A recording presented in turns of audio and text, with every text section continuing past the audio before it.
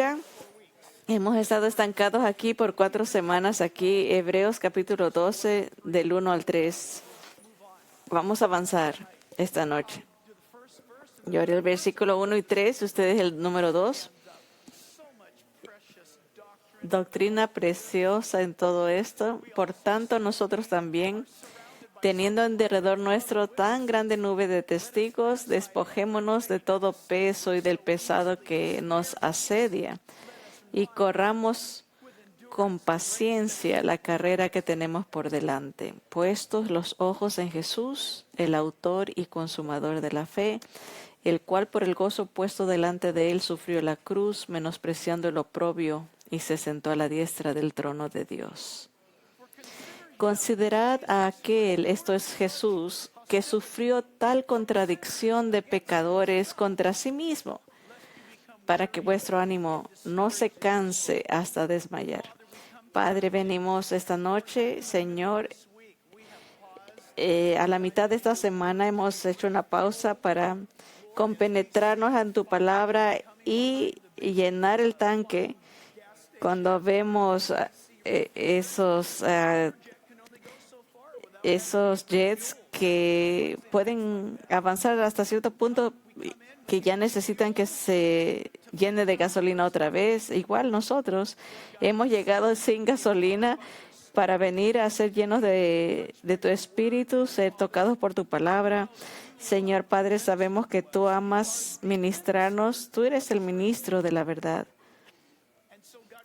Así, Señor, oramos que nos hables esta noche, nos dirijas, nos lideres. Ese es tu deseo. Eso es lo que hará, Señor, ayúdanos a poner las manos en el volante. Es una de las cosas más duras de aprender. Es dejar ir el volante y dejarte a ti manejar. Tú no necesitas un GPS, no necesitas nuestra ayuda. No tenemos que estarte diciendo, vira a la derecha, vira a la izquierda. Tú sabes exactamente lo que necesitan nuestras vidas. Que eso nos anime, que eso nos impulse, que vivamos en esa confianza, y todo el pueblo del Señor dice amén. Pueden tomar asiento. Estamos viendo esta serie titulada Nos vamos ahora, nos vamos ya.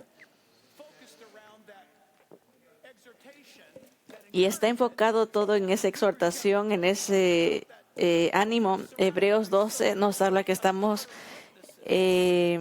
rodeados de una gran nube de testigos, y lo mencioné anteriormente que hay un debate de que esa gran nube de testigos serán los que vivieron antes de nosotros, que se mencionó como David, Jafté, Moisés, Josué y otros, Rahab incluida. ¿Son ellos los testigos? Pueden ser nosotros aquí en la vida, en los últimos 2000 años como iglesia cristiana, la generación en la que vivimos ahora, tú y yo. Podrán ser aquellos que ya han acabado la carrera, que ya están en el cielo, y que ellos son la gran número de testigos. Yo lo creo. El punto es de que no importa. Lo que importa es que usted y yo estamos viviendo nuestra vida cristiana y no la estamos viviendo solos. Usted puedo asumir que tal vez no le llega esta transmisión, tal vez esté viviendo en una isla lejana y que usted cree que es el único cristiano, que nadie puede vivir lo que usted está viviendo. Pero creo que las Escrituras nos traen gran consuelo, diciendo que el cielo ve para abajo sobre cada uno de nosotros, aunque sea el mismo Dios. Dios lo ve todo. En el libro de los Apocalipsis, la Biblia nos dice, y es muy importante, la Biblia nos dice que los 7 espíritus de Dios, y la palabra en el griego hace mención de los 7 espíritus de Dios, saben todo. No quiere decir que hay 7 espíritus santos, sino que los 7 espíritus que se encuentran en Isaías 11, versículo 1, donde el Espíritu Santo de Dios sabe todo, ve todo, lo experimenta todo por nosotros, el Espíritu de Dios. Me recuerdo de Lao Tzu, ese filósofo chino que decía, ya han oído eso ya, pero a lo mejor no sabían que lo dijo, que el camino de 1000 pasos empieza con un primer paso. Eso puede que uno diga, eso es como medio esotérico, ¿no? Pero es verdad, una jornada de 1000 pasos empieza con el primer paso. ¿Y de qué sirve un primer paso? Bueno, es un paso en ese caminar de 1000 millas. El punto es que nuestro caminar como cristiano es interesante. Nuestra relación con Dios se refiere como un camino. Ese camino empieza con un paso y no avanza por 1000 millas. ¿Cuántas? Es para toda la eternidad. Y por eso es que en este capítulo vemos verdades poderosas, y estas verdades son que nos vamos ya en el sentido de que el cielo es nuestro hogar. Y vimos en el versículo 1 que nos vamos juntos. El cuerpo de Cristo vive junto, funciona junto, sirve junto, adoramos juntos. Y pasamos por los traumas de la vida juntos, pero como creyentes tenemos la esperanza de las Escrituras. Y también vimos la última vez que nos hemos preparado en el versículo 1, donde dice, por tanto nosotros también, teniendo en derredor nuestro tan grande nube de testigos, despojémonos de todo peso y del pecado que nos asedia. Todo esto es el proceso del cristiano. Si uno se llama cristiano, el mero nombre, el título, significa ser seguidor de Cristo. Eso es lo que cristiano quiere decir. Ustedes saben que esto era un término derogativo, de ofensa que se le dio a los cristianos, a aquellos que eran del camino. Han oído eso sale del libro de los Hechos. Los cristianos en esos días no se los llamaba cristianos hasta que en Antioquía hubo un encuentro entre cristianos y incrédulos, y ese insulto a aquellos que eran del camino, después se los llamaron cristianos, y era como una ofensa. Y el término quiere decir un Cristo pequeño. Ahí vienen los pequeños Cristos, los pequeños Jesús. Y a los cristianos les encantó, aquellos que eran del camino, los creyentes dijeron, nos gusta. Ustedes pensaron que nos insultaban, pero es exactamente nuestra meta. Queremos vivir como Cristos chiquitos. Queremos vivir como Jesús. Así que todo esto en este proceso de discipulado es lo que estamos viendo aquí en Hebreos 12, donde estamos creciendo en el conocimiento y la gracia de Jesús, mientras el cielo es donde está nuestra mirada, pero hasta mientras cada uno de nosotros estamos creciendo de una manera, pero no solamente juntos, pero preparándonos. Y tenemos que tener cuidado con esto porque vamos a seguir viendo este argumento cuando dice despojémonos de todo peso. Y esa palabra peso aprendimos la última vez, lo vamos a repetir. Mírenlo en la pantalla, me encanta. Es peso innecesario, un volumen, un estorbo. Miren, escuchen. El peso es un reclamo, como tener un derecho legal. Cortar o desgarrar. Suena feo eso, ¿no? Y aquello que impide que una herida sane. Qué definición tan extraña. Como ustedes saben, el hebreo y el arameo, un poquito de la Biblia es arameo, pero estos idiomas, el hebreo, el griego y el arameo, pero el griego es extremadamente colorido en su significado. Así que usted y yo podemos tener una palabra en inglés y le damos contexto a esa palabra. Pero en el idioma griego es tan tecnicolor que el contexto, el idioma saca una explicación maravillosa o doctrina. Así que miren esta palabra peso. El peso. Despójate de ese peso. ¿Qué cosa? Pesos innecesarios. No me quisiera involucrar mucho en esto, pero miren, peso innecesario nos molesta. Claro, está hablando de asuntos emocionales, asuntos espirituales. Hazlo a un lado, el volumen, algo que te estorba como creyente. Dios dice, hazlo a un lado, hazlo a un lado. el término quiere decir que si no lo haces, es como que si un caballo, esto es algo terrible, pero aquellos que estaban en las guerras en el tiempo pasado, le rompías el tendón al caballo. Era algo terrible. Agarrabas una espada y le cortabas ese músculo al caballo y ese pobre caballo nunca podría correr. Y la Biblia nos dice que nosotros tenemos que tener cuidado de hacer a un lado ese tipo de pecados que tal vez no nos hemos dado cuenta o no lo hemos reconocido, que nos impiden caminar con Dios, nos impiden crecer en Cristo. Y lo más difícil es que si no escuchamos al Espíritu de Dios nos vamos a perder esas cosas.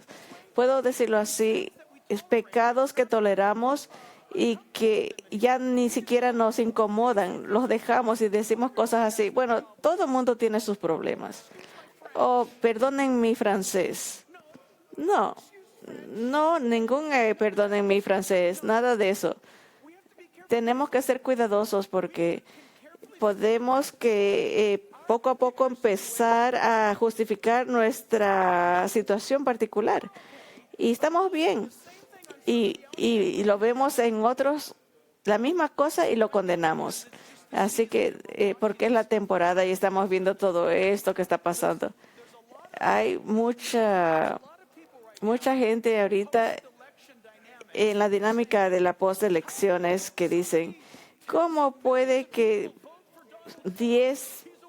decenas de millones pueden votar por Trump, que es un adúltero o un mujeriego ha sido acusado de tantas cosas? Lo que es interesante que la gente que dice eso, yo me preocupo más de ellos que de él. La primera cosa que debemos de hacer es preguntarle a Melania, ¿cuál es la historia aquí? Y de ahí ir a la persona que está acusando al otro. No tiene que ser el presidente, puede ser tú. Alguien puede decir, mira, ella es esto y esto. Bueno, espérate. ¿Tienes evidencia de eso? No, estoy repitiendo lo que oí en la televisión. ¿Qué de ti? Cuando alguien dice o te tira esto, ¿de dónde sale eso? ¿Y puede eso ser regresado a ti? Esto es muy importante, muy importante. El pecado se ve bien si es mío, porque yo lo controlo, estoy tratando. Pero si lo vemos, así trabaja. Cuando reconocemos algo, cuando lo vemos en otros y lo repudiamos, es porque seguramente nosotros también estamos lidiando con eso. ¿Cuál es el dicho? Que cuando apuntas un dedo para allá, tres te apuntan a ti. O ¿cómo es ese que dice,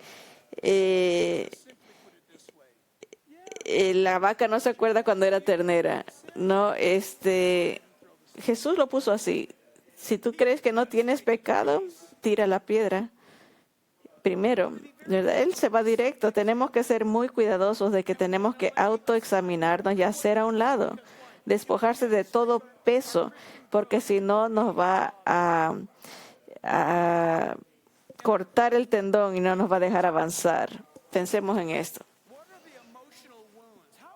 ¿Cuáles son las heridas emocionales que llevamos encima, que nos han cortado y no nos dejan caminar? Despójate del peso, ponlo a un lado. ¿Cuáles son las heridas emocionales con las que estoy tratando? Que pueda que me perjudiquen en mi crecimiento espiritual. Dios dice, hazlas a un lado. Y tenemos que hacerlo porque si no lo hacemos, nos va a seguir comiendo. Esas heridas emocionales y dolores son reales y son crudas y están en la superficie. Y tenemos esa tendencia que enfocarnos en eso. Y a veces gente que ha sido lastimada emocionalmente no pueden avanzar. Y tienes que avanzar. No quiere decir que la vas a ignorar o barrerla bajo la alfombra. No, la das a Cristo. Pero ya, ¿cómo hago eso? Dile cada día: Señor, estoy golpeado por esta cosa emocional. Aun cuando oigo el nombre de esta persona, siento coraje, quiero ahorcarlo por lo que me ha hecho. Tiene que darle esto a Dios, dáselo a Dios. Si no se lo das a Dios, vas a estar limitado en tu crecimiento. Y Dios quiere que crezcas más allá de eso. Él quiere que avances de eso. ¿Y qué de los dolores físicos? Dolores físicos que padecemos. Puede ser algo que nos causa preguntar: Dios, he tenido este dolor, que Dios no me amas, ¿cuándo se va a acabar este dolor? ¿Has notado, y lo he dicho esto, yo creo que todos hemos dicho esto, ¿han notado que cuando estás enfermo durante el día, pero en la noche cuando estás enfermo, que pareciera que dura una eternidad? Una cosa en el día parece un día, pero en la noche parecen 2 noches. La noche, dolor físico. Pueda que estés sufriendo o estás pasando por algo y es esta cosa en tu corazón: Dios, ¿por qué estoy sufriendo así? Hay cosas que pasamos, y personalmente no te va a gustar esto, pero le digo por experiencia. Hay cosas que estarás pasando físicamente y le pides a Dios cuál es la respuesta, qué está pasando, y no te contesta. Y todavía le sigues hablando. Bueno, escucha. Ven a ese punto de resignación, y no digo rendimiento, es resignación cuando dices: Señor, tú sabes lo que estás haciendo, yo no tengo ni idea, no sé, me gustaría sentirme mejor, me gustaría ser sanado o lo que sea, pero te confío con esto, tienes que hacerlo. Oh, no sé por qué tengo yo cáncer, y mi hermana, ella toma y fuma y anda con hombres y está más fuerte que un toro. Puede que esté fuerte como un toro, pero si ella se muere hoy, se va al infierno. Tal vez está saludable porque Dios le está extendiendo misericordia, pero tú conoces al Señor Jesús, tienes cáncer. Pídele a Dios que te cure y que los ancianos oren por ti, pero si sigues con cáncer, ¿por qué? Bueno, aparte del rapto, tenemos que morir para ir al cielo. Acuérdense de esas calcamonías. Todo el mundo quiere ir al cielo, pero nadie quiere morir. El hecho es de que a veces, cuando no le confiamos, eso puede ser un poco de peso que necesitamos hacer a un lado, despojarnos. Y obviamente, ¿qué de las frustraciones espirituales? Hay heridas emocionales, hay dolor físico y frustraciones espirituales. A veces las cosas no van como uno quiere. A veces piensas esto: ¿y qué de esto? Yo pensé, todo lo que quería era casarme, y solo casarme. ¿Qué pasa, Señor? ¿Por qué no tengo un esposo o una esposa? ¿Qué está pasando? No sé lo que está pasando. Tú no sabes lo que está pasando, pero Él sí. Y por favor, no seas impaciente y digas: he clamado, ya me rendí, ahora me voy a buscar a cualquier mujer o esposo. No hagas eso. No salen las cosas bien.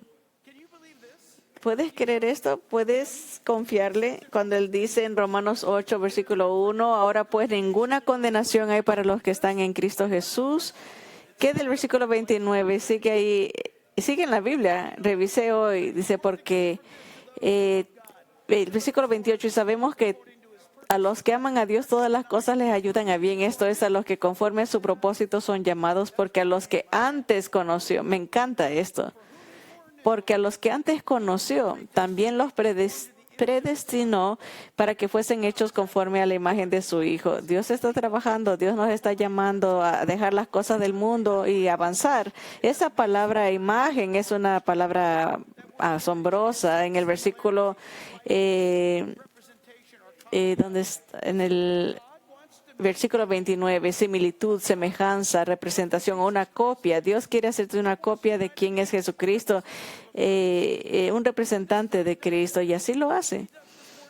hace este trabajo en nuestras vidas, que nos dice, haz estas cosas a un lado desde ahora en adelante. Y escuche, en un ambiente como este, obviamente no es el lugar, pero si tomásemos este desafío de este mensaje esta noche de hacer a un lado, de despojarse de todo peso, todos debiéramos de ponernos a un lado y en privado decirle al Señor, ¿de qué quieres que yo me deshaga? Yo digo que la probabilidad que todos hagamos esto es muy baja, porque cuando salgamos del estacionamiento nos vamos a olvidar. Vamos a prender el radio, el canal o lo que sea, ¿me entienden? Así es la vida. A menos que lo escribas o le digas a tu amigo, me haces acuerdo, llámame después, mándame un texto para hacerme acordar, de hacerme a un lado a solas y decirle al Señor, hay algo que no me permite crecer, Señor, algo que no me deja acercarme a ti, ¿hay algún peso que tengo que hacer a un lado? Gálatas 4, versículo 19 dice, hijitos míos, esto es muy precioso. Hijitos míos, por quienes vuelvo a sufrir dolores de parto, dice el apóstol Pablo, hasta que Cristo sea formado en vosotros. Y esa palabra formado es la formación, ser traído al lugar de propósito y existencia. Pablo está diciendo, y de hecho debe ser el deseo de cada pastor y cada líder de grupo pequeño y obviamente de cada padre, que Cristo sea formado en la vida de sus hijos. El deseo del pastor es que su iglesia o la iglesia que pastorea, que sea llena de gente que solamente quieran Jesús y solamente Jesús. Eso es lo que uno quiere, no, para ser honestos. Yo voy a estar delante de Dios y daré cuentas de lo que les he enseñado. Y si he sido fiel a lo que la palabra de Dios dice y lo que yo les he enseñado, he sido fiel con mi testimonio a ustedes. Fuera de eso, yo quiero tener la habilidad de decir, Señor, enséñame quién está aquí, del trabajo que tú y yo hicimos juntos. No creo que me va a dar pena si 3 levantan la mano, pero espero que sean más de 3. Y todos los del primero y segundo y tercer servicio, ¿no? ¿Me entienden? Claro. Pero Cristo tiene que ser formado en nosotros. Es el corazón de Dios. Romanos 12, eso es parte. De hecho, algún día vamos a llegar a Romanos 12 el domingo, pero Romanos 12 dice, así que hermanos, os ruego por las misericordias de Dios que presentéis vuestros cuerpos en sacrificio vivo. Me encanta eso. Santo, esto es hecho separado, agradable a Dios, que es vuestro culto racional. Esto quiere decir una adoración espiritual. Versículo 2. No os conforméis a este siglo. Miren, escuchen todos. Peleen contra esto. Peleen contra esto. Más que nunca hay tentación allá afuera que te están buscando para que te conformes a la imagen del mundo como nunca lo he visto en mi vida cristiana. Cuidado. Y cuidado con las cosas pequeñitas, peligrosas. No te conformes a este mundo, a este siglo. ¿Qué está haciendo el mundo? ¿Qué está diciendo? ¿A dónde va? Así que aparentemente hay un tipo llamado Vivek Ramaswamy y otro tipo llamado Elon Musk. Y ellos son 2 genios billonarios y son emprendedores, han construido compañías y son famosos en sus áreas de experiencia por sacar el mejor provecho de $1. Estos jóvenes son famosísimos por ser muy productivos y muy ambiciosos. Así que resulta que estos dos se han puesto como un equipo para hacer una auditoría del gobierno, de los gastos que hace el gobierno americano.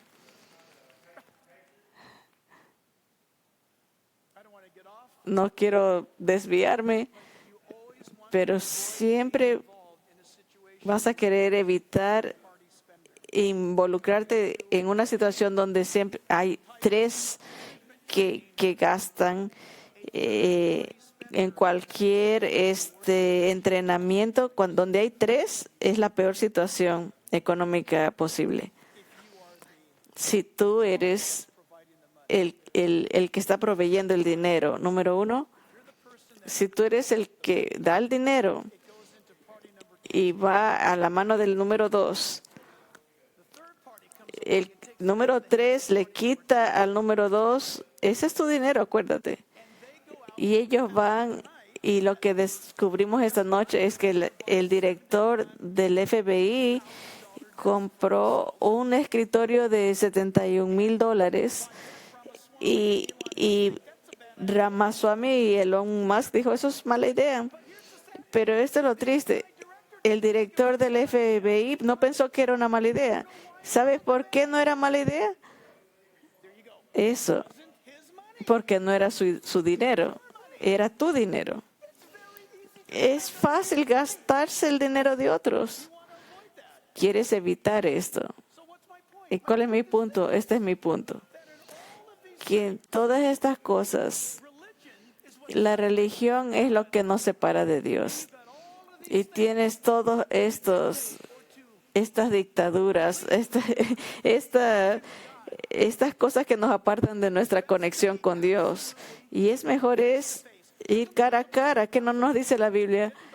¿Qué no nos dice la Biblia que Dios habló con Moisés como casi cara a cara? Esto es verdad. Dice la Biblia que Dios tuvo a Abraham como amigo y viceversa. Eso es lo que uno quiere. Eso es lo que Cristo quiere en nuestras vidas. Eso, justo eso. Y quiere que nos conformemos a Él, no al mundo. Dice el versículo 3 de 2 de Romanos 12, sino transformaos por medio de la renovación de vuestro entendimiento. Hay que ver el inventario. Hay mucho en nuestras mentes que tiene que salir. Para que comprobéis cuál sea la buena voluntad de Dios, agradable y perfecta, o completa, ¿no? La palabra de Dios, transfórmate por la renovación de vuestra mente, ¿no? De vuestro entendimiento. La Biblia nos dice que nos da, cuando venimos a Jesús, nos da un corazón nuevo. Me hubiese gustado que nos dé una mente nueva, pero ese es un proceso diario. Por eso tenemos que memorizar las Escrituras, estar leyendo la palabra. Quiero animarlos. Estábamos hablando con los pastores esta noche. No sé. Y no quiero interrumpirles su patrón de sueño, porque yo sé qué hermoso es eso, pero ayer no podía dormir. Hay gente que se duerme enfrente de la televisión. Yo no puedo imaginarme eso. O te duermes jugando algún juego en tu teléfono. No me puedo imaginar eso. Bueno, si eso funciona, está bien, pero trata esto. Ponte unos audífonos, pero si no tienes audífonos, pon la Biblia audible. Solo Biblia audible. Y mira lo que pasa. Acuéstate, pon la Biblia y te garantizo algo. Te prometo, Satanás te va a poner a dormir en segundos. ¿Por qué no usarlos? Él no quiere que oigas la Biblia, sacará violines, tremendo.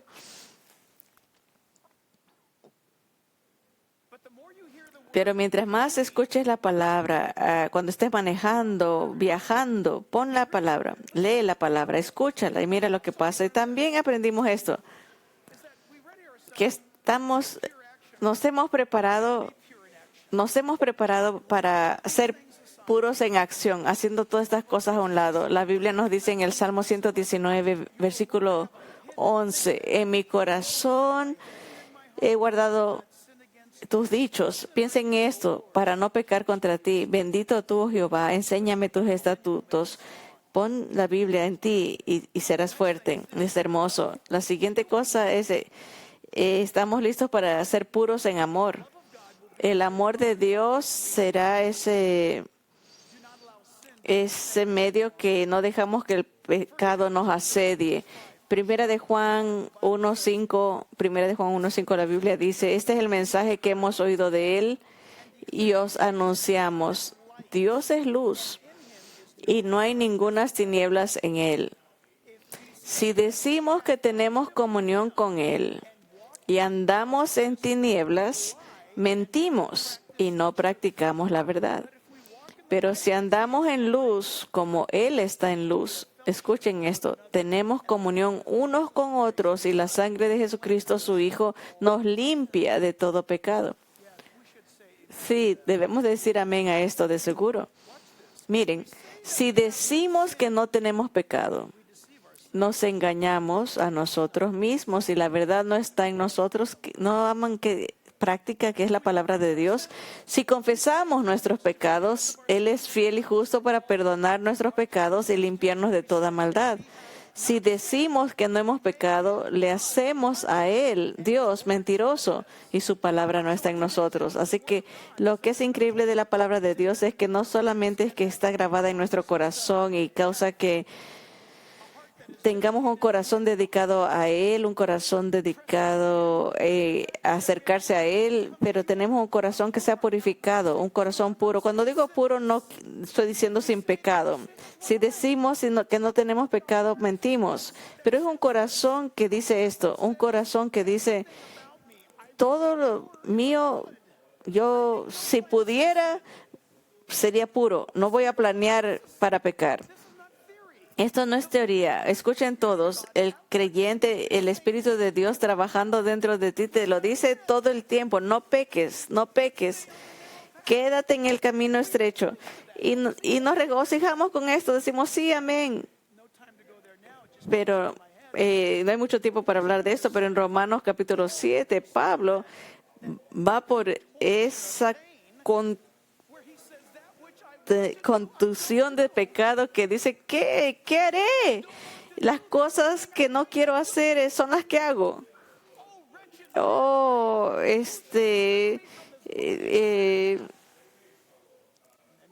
Como maldito hombre de mí, despreciable hombre de mí, ¿quién me librará de este cuerpo de pecado? Más gracias sean dadas a Dios por medio de nuestro Señor Jesucristo. Y de ahí viene el capítulo 8 que dice, porque ninguna condenación hay para los que están en Cristo. La vida del creyente es algo que tenemos este amor que Dios nos ha dado. Y yo sé que no lo sientes ni lo piensas, pero es una experiencia pura de amor hacia Dios. Y la Biblia nos dice que Él nos ve y nos tiene lástima como un padre a su hijo. Es amoroso, es amable hacia nosotros. Y es tan fácil que usted y yo nos sintamos que hemos fracasado en el día y nos damos duro. Y el Señor está diciendo simplemente, confiesa eso, dímelo.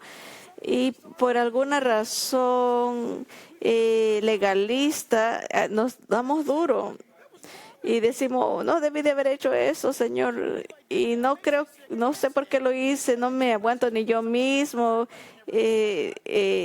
no quise hacer eso, 1000 veces lo pensé que no quería hacerlo, pero si le decimos, Señor, perdóname, ¿qué crees que Él dice? Te perdono, sigue adelante. Escuchen, si no seguimos ahí en el mismo lamento, y Satanás no tiene tu alma, pero te va a seguir siguiendo como que des vueltas queriendo morderte la cola y pierdes el tiempo ahí. Tenemos que entender que somos polvo. No es una excusa, pero el pecado ya no tiene poder sobre nosotros. El hecho de que somos polvo es un hecho, pero más grande es el que está en nosotros que el que está en el mundo. No hay ninguna condenación hay sobre mi vida. He sido declarado libre, no me voy al infierno, voy al cielo. Así que Dios me pide que ande en luz y cuando camino en tinieblas, el Señor me dice, sal de ahí. Regreso a la luz y digo, Señor, perdóname, me fui hacia las tinieblas, me descuidé, quité mi mirada de ti, pero aquí vengo. Y dice, bueno, vente, sígueme. Y Él nos guía, nos dirige. Y así como este imperfecto, esto en el mundo es aceptable a Dios, no nuestro pecado.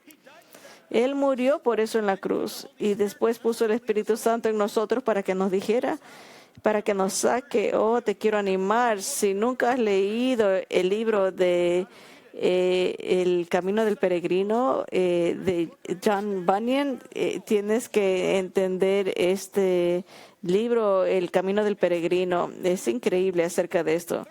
Y en tercer lugar es esto. Esto de que ya nos vamos ahora o nos vamos ya en el hecho de que ya estamos casi llegando a la meta. Piense en esto por un momento.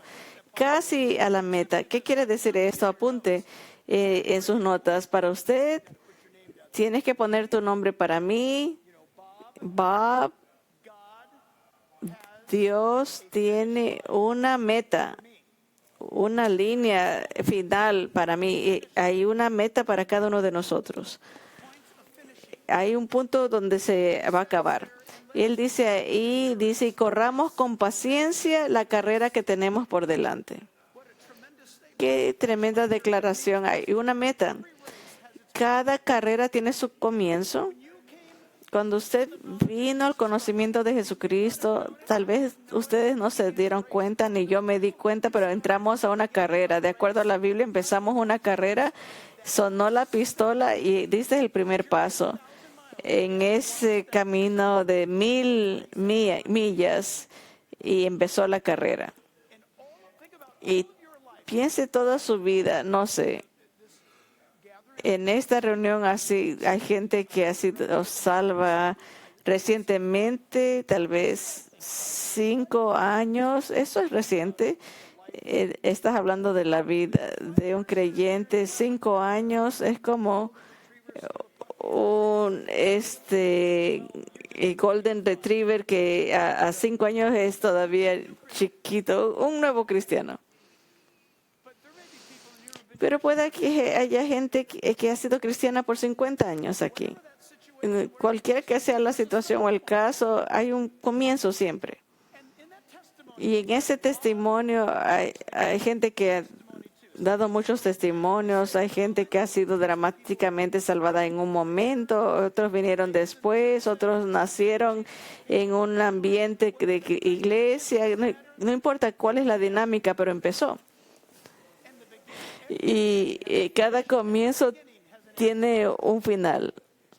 Es la realidad en la vida y es la realidad en la vida espiritual. Cuando dice corramos con paciencia, cristiano más que nunca, estoy convencido, esto me anima.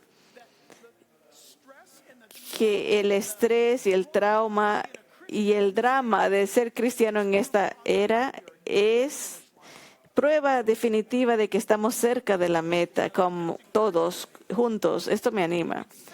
Lo sientes, puedes ver el mundo a nuestro alrededor y vemos la meta ya. El final se acerca. Cada carrera tiene su comienzo. Lucas 12:40 nos dice, vosotros pues también estad preparados porque a la hora que no pensáis el Hijo del Hombre vendrá. El hecho de prepararse es estar dispuesto a irse. Parte de estar listo es dispuesto a irse. Sí, puede que Cristo no venga por 12 años, o 12 minutos, 12 meses, 12 horas, no sabemos. Pero parte de estar preparados es estar dispuesto a entender cuando la Biblia nos dice que necesitamos correr esta carrera con Jesús, listos para irnos y que no estamos cargando nada. Lucas 12, versículo 42 dice, esto es una representación negativa de esto. Y dijo el Señor, ¿quién es el mayordomo fiel y prudente al cual su Señor pondrá sobre su casa para que a tiempo les dé su ración? Bienaventurado aquel siervo al cual cuando su Señor venga le haya haciendo así. Está hablando Jesús acerca de una parábola de el Señor regresando. Está hablando de sí mismo, versículo 44. En verdad os digo que le pondrá sobre todos sus bienes. Vamos a pausar aquí antes de leer el versículo 45. Cristiano, acuérdate de esto. La cosa número una de que nos van a juzgar cuando venga Jesús de nuevo va a ser nuestra fidelidad. ¿Me escucharon? Quiero que lo noten. Tu fidelidad. Te tienes que hacer la pregunta. Si no tienes fe, ¿qué significa esto exactamente? ¿Qué te hizo hacer? ¿Qué te llamó a hacer? ¿Qué te está pidiendo que hagas? Cada creyente, él te está hablando y te está diciendo, lo que sea que te esté diciendo, va a ser diferente que a mí. El cuerpo de Cristo, él nos habla a cada miembro de una manera diferente. Hay un codo, hay una muñeca, hay caderas, hay coyunturas. Es el cuerpo y Dios le está hablando a los que son rodillas o a los que son narices. ¿Y qué me está pidiendo? Que sea fiel a lo que me ha llamado a hacer. Jack, yo amo al Señor, pero no sé qué es. Bueno, tienes que descubrir qué es. Esto es emocionante. Si esto es todo lo que aprendes esta noche, tienes que descubrir qué es eso, porque te tienes que preguntar, ¿cómo estoy? ¿Se acuerdan creciendo? Dábamos reportes. Esas tarjetas ya no las dan, ¿o sí? ¿Te acuerdas cuando llevabas esos reportes a tu casa? No me gustaba, prefería llevarlas a lo profundo del mar. Esos eran tiempos dramáticos, eso sí que era abuso de niños. Y lo llevabas, tenías que llevar el reporte a casa y era como como que era un funeral. Y de ahí tu papá lo abría y te quedaba viendo. Y estás esperando el veredicto. ¡Qué tremendo!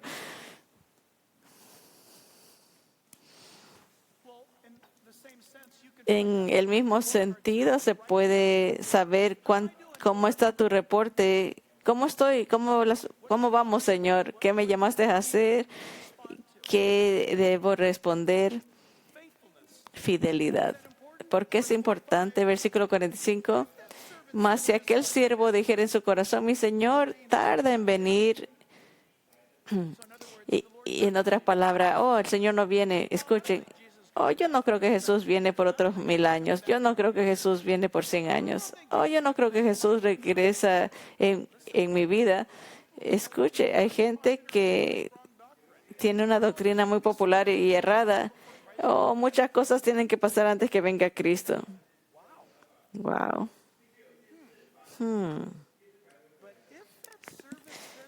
Mas si aquel siervo dijera en su corazón, mi Señor tarda en venir, ¿cuál es el resultado? Comenzaré a golpear a los criados y a las criadas y a comer y beber y embriagarse.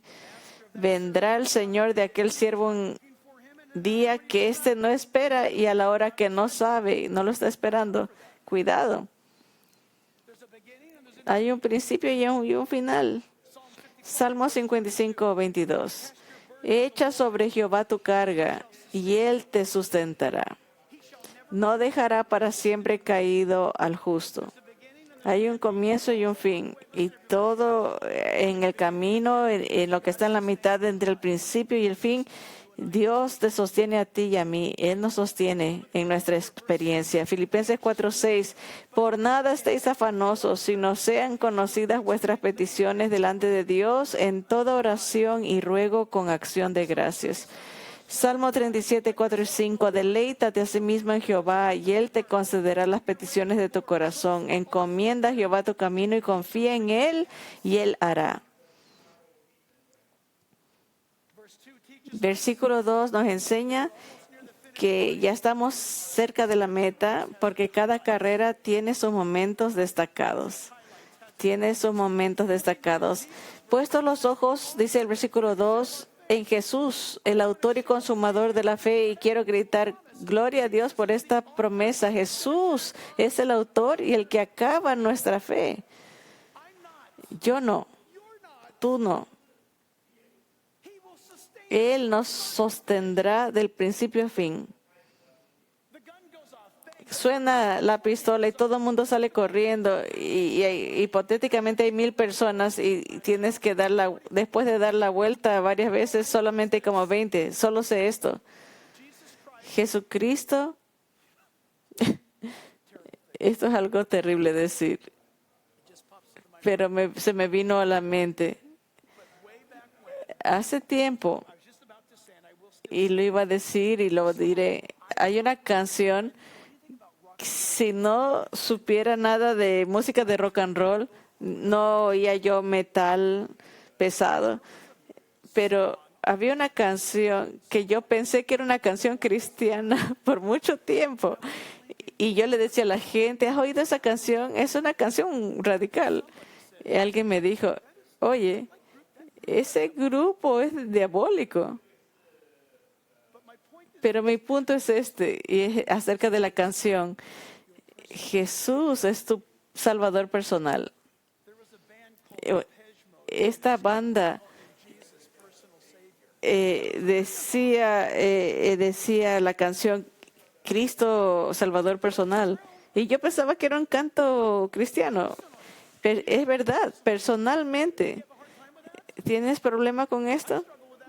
A mí, yo batallé con eso por años. Yo podía ver a Jesús salvándote a ti o salvando a un grupo, pero Él es un Salvador personal. La religión habla de un grupo salvo, pero no Dios. Cada uno de nosotros nos conoce cada fibra de ti, quién eres. Él sabe todo. Y cuando dice, Señor Jesús, te quiero, es Él trabajando. Oh Dios, háblame. Él está trabajando y es hermoso. Él es el autor y consumador de la fe, el cual por el gozo puesto delante de él sufrió la cruz. Hace años me enseñaron en Calvary, Costa Mesa, no sé quién lo dijo, pero dijo, saca la palabra gozo y pon tu nombre ahí, Jack. Por el Jack puesto delante de él, por el Karen, Judy, o Bill, o Bob, que por su nombre, ¿me entienden? Tú eras la victoria que estaba enfrente de él, perdido en tu pecado, separado de Dios. Jesús fue a la cruz y la sufrió y la aguantó porque tú eras su premio, su galardón. Esto es maravilloso. Dios dice en Isaías que Él le daría un galardón a su Hijo al darnos como regalo a Él. Tu salvación es como una gema en la corona de Cristo. No es de sorprenderse que Sofonía dice que él bailará de gozo. Puede que tú digas, esto es irreverente. Puedes llamarlo como quieras, pero está en la Biblia. Cuando entremos al cielo, Dios va a decir, ¡woo! ¡Yeah! Lo hizo. ¿Te puedes imaginar al Señor corriendo hacia ti y abrazándote? No sé cómo eso va a ser, pero tú le vas a hablar a Él y yo también personalmente. Y no te vas a poner en fila. Ay, estoy esperando en la línea por 5,000 años. No hay tiempo ahí. Por eso es que no hay tiempo ahí. Pero la Biblia nos dice que Él sufrió la cruz menospreciando el oprobio y se sentó a la diestra del trono de Dios. Me encanta. Y vamos a acabar aquí en el versículo 3. Dice, considerad a aquel que sufrió tal contradicción de pecadores. ¿Por qué lo hizo? Voy a ir a la cruz y voy a morir por aquellos que me odian. Voy a morir en la cruz por aquellos que me van a rechazar. Voy a ir a morir por aquellos que me aman. Bueno, eso un poquito lo puedo entender. Pero ¿sabe lo que nos dice la Biblia? Que Jesucristo murió en la cruz por los pecados de todo el mundo. Porque de tal manera amó Dios al mundo. No quiere decir que todo el mundo va al cielo. pero Él pagó el precio para que todos pudieran ir. Se dice esto de el valor de su sangre, el poder superpoderosa para salvar a toda la humanidad, desde Adán. Pero Él no te va a obligar. Él llegar a la meta con Él.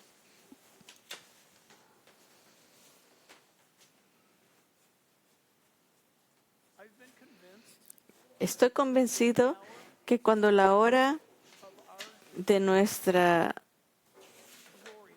gloria llegue, hablando de cuando el creyente deja este mundo, pasa a gloria, que de alguna manera, forma o circunstancia, por falta de un mejor término, Él nos sostiene las manos. Yo he visto gente morir y ver la diferencia entre la muerte de un creyente y la muerte de un incrédulo. Te digo, si tú no eres cristiano, debes de ver cómo muere un cristiano y cómo muere alguien que no es creyente, y te va a hacer reconsiderar tu posición. ¿Cómo explicas eso? Cuando los impíos gritan y están aterrados cuando mueren y les dan tanta medicina que no se los puede preparar para que no vayan al infierno porque están más de allá. Yo tengo mi opinión. Yo entiendo que nadie quiere estar en dolor. La Biblia dice, denle una bebida fuerte al que está pereciendo, pero lo entiendo. Pero ¿cuántas almas se pierden porque les damos tanta droga que ya no hay conversiones en la cama de muerte? Pero todo a nombre de la comodidad. Lo pusiste cómodo, está perdido, necesita oír de Cristo. Escuchen, a ustedes que no son cristianos, ojalá que ustedes oren a quien sabe quién, que no acabes así. Te puedes resbalar en una cáscara de plátano y romperte la cabeza, estar en el hospital y estar en problema y decir, oh, yo puedo aceptar a Jesús en cualquier momento. No es así.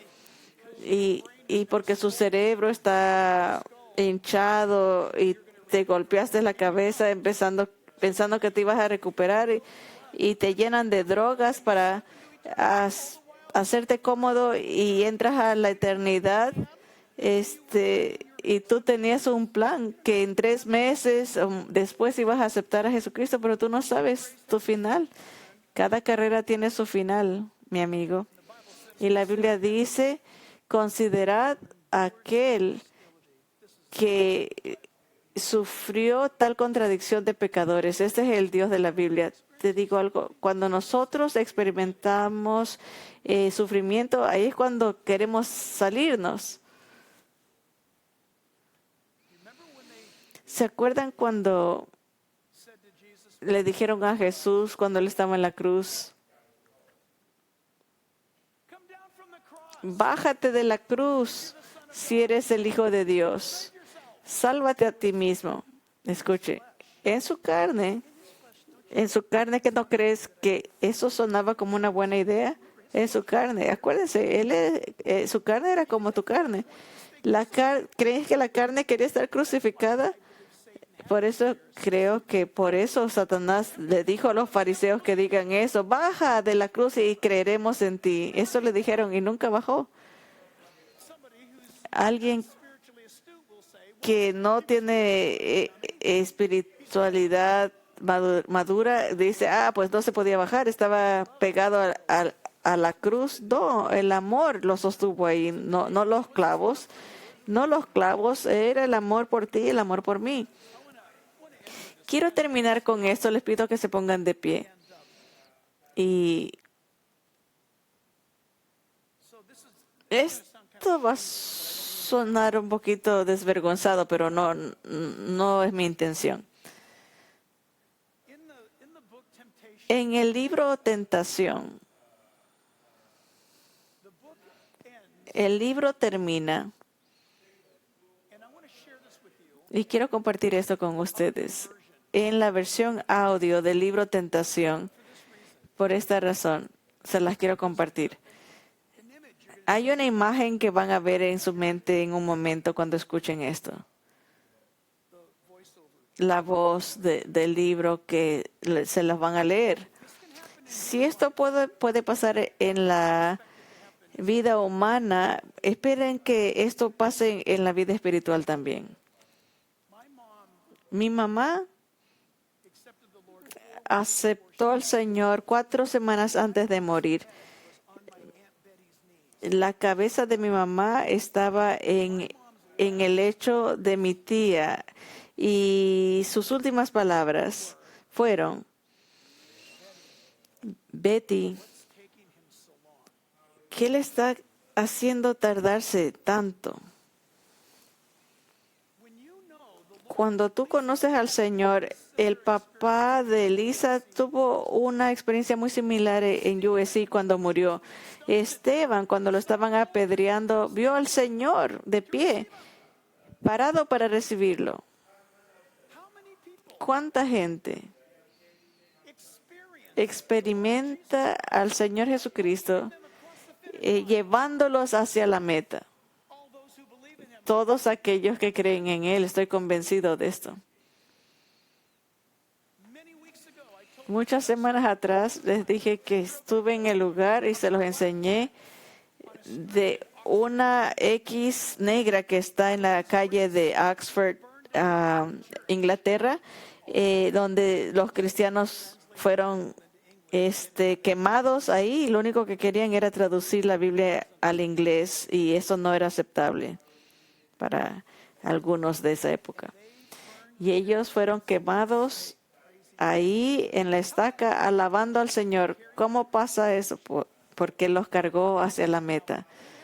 Quiero, si pueden, no se caigan, pero si pueden cerrar sus ojos, imagínense lo que están oyendo que se les van a narrar, porque quiero que escuchen lo que le pasó a Derek Redmond en Barcelona en 1992 y el hecho de llegar a la meta final.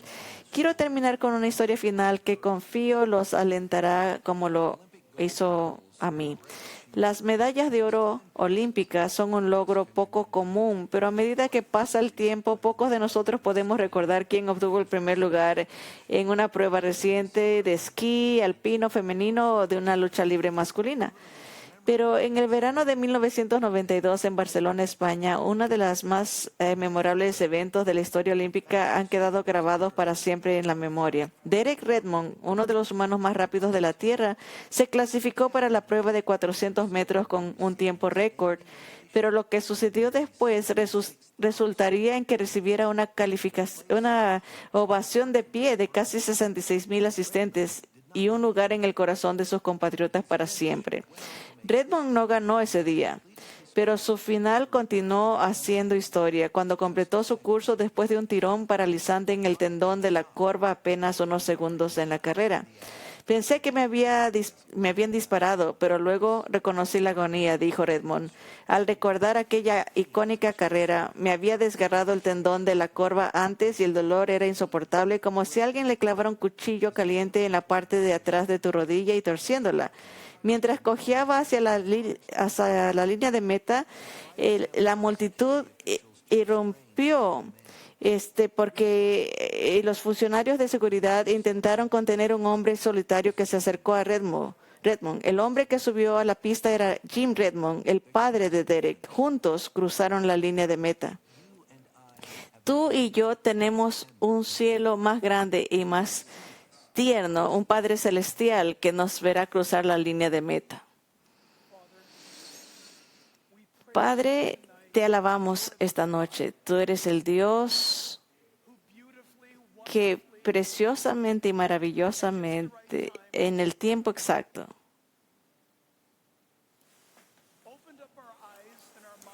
abriste nuestra mente, nuestro corazón para considerar